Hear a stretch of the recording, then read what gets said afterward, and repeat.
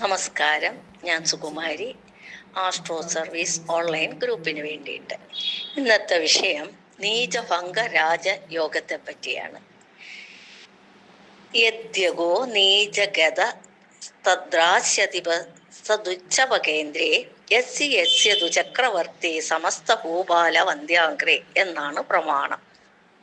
അതായത്, നീചം ഭവിച്ച ഗ്രഹം നിൽക്കുന്ന രാശിയുടെ അധിപനോ നീചഗ്രഹത്തിന്റെ ഉച്ചരാശ്യാധിപനോ ലഗ്നകേന്ദ്രത്തിൽ വന്നാൽ നീചഭംഗമുണ്ടാകും.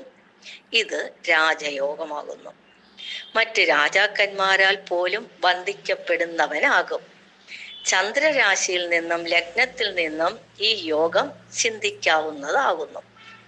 അതായത്, ഉദാഹരണം പറഞ്ഞാൽ, ശനിക്ക് മേടം നീചമാകുന്നു.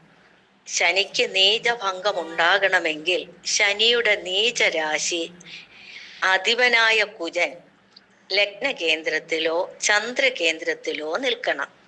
നീചമായ ശനിയുടെ ഉച്ചരാശി തുലാത്തിന്റെ അധിപൻ ശുക്രൻ ലഗ്നാലോ ചന്ദ്രാലോ കേന്ദ്രത്തിൽ വന്നാലും നീചഭംഗ രാജയോഗമാകും. നീചമായ ഗ്രഹത്തിന് ഉച്ചാംശമുണ്ടാകയാലും നീചഭംഗമുണ്ടാകുമെന്ന് പറയപ്പെടുന്നു. ഇത് രാജാക്കന്മാരുടെ കാലഘട്ടത്തിൽ എഴുതിയതാൽ രാജാക്കന്മാരെന്ന് പറയുന്നു.